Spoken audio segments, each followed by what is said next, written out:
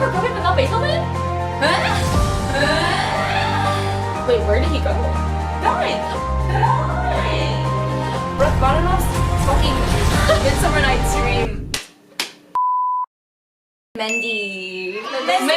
I love Mendelssohn! I love Mendelssohn. I played his Mendelssohn Concerto in G minor, which I love. I would say like technical difficulty wise, it's actually not super difficult. Yeah. If you get the 50 measures down that are like, it basically repeats. So Yeah. it's the same technique used over and over again. Yeah, I've never seen like Mendelssohn have any technical stuff. Super technical. Yeah, too difficult. technical. Yeah. But I do think like his music is not easy to play. Concerto was so magical and so lively. It just moves everyone. I Yeah. think. Everyone becomes happy listening to Yeah, it. the audience gets so happy and so energetic listening to Yeah. it. I would say bless. Yeah. Bless. That's Yeah. Agreed. Yeah. Prokofiev. Bro, Prokofiev is so fun. Really? So You fun. like Prokofiev but not Beethoven?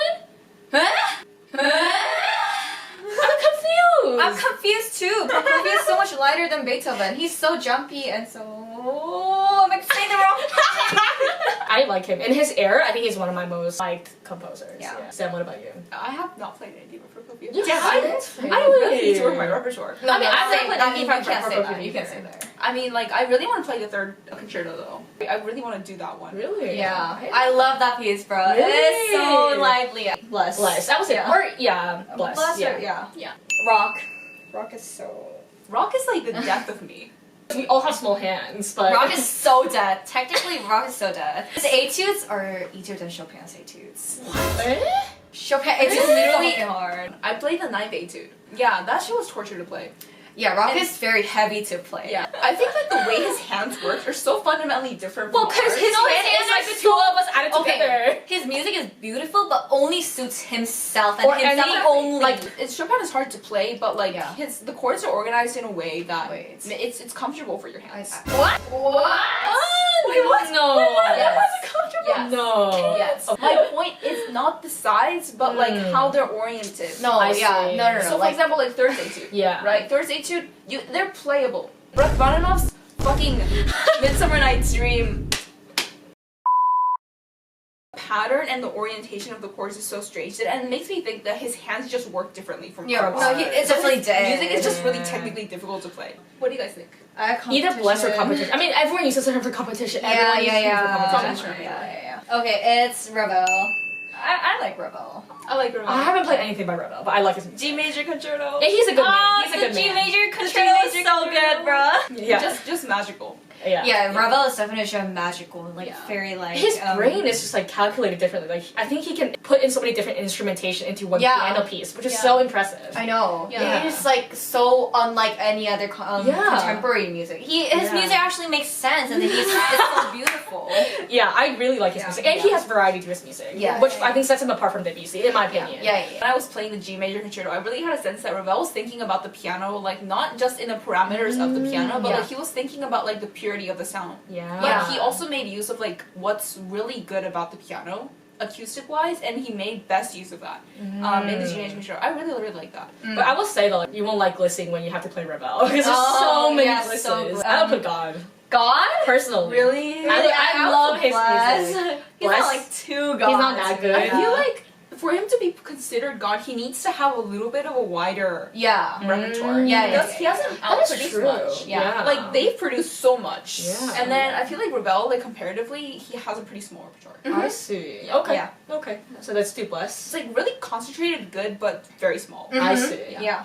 Next is Schoenberg. Sacrilegious. Sacrilegious. So Sacrilegious. We're not even talking about it. Yeah, sacrilegious. I hear no terrible. music. Yeah, Okay. he's terrible. Composers are gonna shit on us. Yeah, he's terrible. I don't care. He's Next terrible. is Scriabin. Scriabin. Scriabin. I don't know much about Scriabin. I like early Scriabin, but that's about it. I don't enjoy his atonal music. I just don't like atonal music. to be honest. Atonal music. His shit? Sonata, I think Sonata 5 went crazy, I think. Wait. Yeah, he went onto the mountains or something, and he thought the gates of heaven would open for him. Oh, and the he Great Gates of Kiev. That's Mussorgsky. Sorry. Get canceled. Opus 19, number 2, Sonata, dude. It's Sonata 2? just, yeah. Okay. When I was playing it, I kind of unconsciously like had this image of like an ocean in my mind because like the left hand moves in like in such a way that it just doesn't remind you of anything other than an ocean. And then I Google it, or like I had to do some research for a project, and I figured that he actually wrote it. So like to emulate, you know, That's quite amazing, actually. It's Right? very hard to do that. Yeah. It's really difficult to convey like a What natural you actually sound want. like that. Yeah. In like as a composer, like not as a performer. And if it but can as a make you think composer. there's nothing else other than this. Exactly, That's exactly. really I good. think that was yeah. super impressive. So like regardless of his personality issues, I think his music was great. So what would you guys put? Between Bless or Comp. Okay, calm. Okay. Schumann.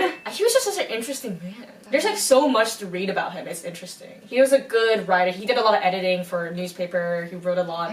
He was a really good person, actually. If he Yeah. liked your music, he would definitely help you Yeah, out. he's the one who found Chopin. Yeah, he would write about how great your music is, and Yeah. he Chopin. yeah he would help a lot of musicians that were really poor. And he would write reviews about their music. Yeah, personally, Yeah. I don't approve of the fact that he left Clara with like 8 kids, or maybe He did? more. He left Clara Schumann with like a lot of kids. Wait, where did he go? Died. Oh, I thought you meant like he left for another he person. died, and then like Brahms helped take like. Oh my god, Schumann. Brahms coming clutch. Brahms coming in clutch. Like I love reading about him because he first of all he had 2 characters when he was writing music, which was like very like obviously composers all have different styles and each of their different pieces, but he specifically had Florestan and then Eusebius. And then Eusebius was the more intimate, the more calm, the gentle brother, while Florestan was the fiery and just very strong brother. And all of his music goes into one or the other. Yeah. And I thought that was really cool. He loved using cryptograms, which was also super cool. Like, I feel like that's like such a nerdy thing to. Maybe it's because I knew a little bit about Schumann beforehand, but when I'm playing Schumann, I can really feel his sense of humanity coming from his music. Yeah, he's very human. Yeah, so it's, I think that his composing is like very honest, and like it kind of like goes through, and it makes like the music that much more livelier to play. Yeah, yeah. Honestly, for me, I haven't played much Schumann, but then when I listen to his music is very, very romantic. It's so musical. It's so romantic. Like, He's it's such a romantic. so lyrical. And then his music, it's not just like lyrical on the surface, but it's very You have to sing from deep, your heart. and everything is Yeah. so moving. I mean, So- he wrote Vidmung for his wife as a gift for their wedding. Isn't that a declaration of love? That's so sweet. I would say competition / bless. Bless. Okay. Okay, agreed. Bless. Yay! So this is our completed tier list.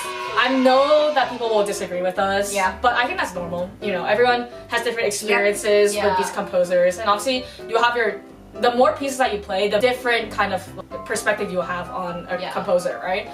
And I would say like I don't have that big of a repertoire, so I don't know that much about each composer. We're but all this- we're all clearly like inexperienced, Right. And we haven't touched upon like certain composers more than we have others, just Exactly. purely by circumstance. Exactly. Yeah. So just by pure lack of knowledge and like more like excessive knowledge in other places. Yeah, exactly. Yeah. So it's like yeah, so leave any comments if you disagree or agree, and yep. So thank you for watching. Bye.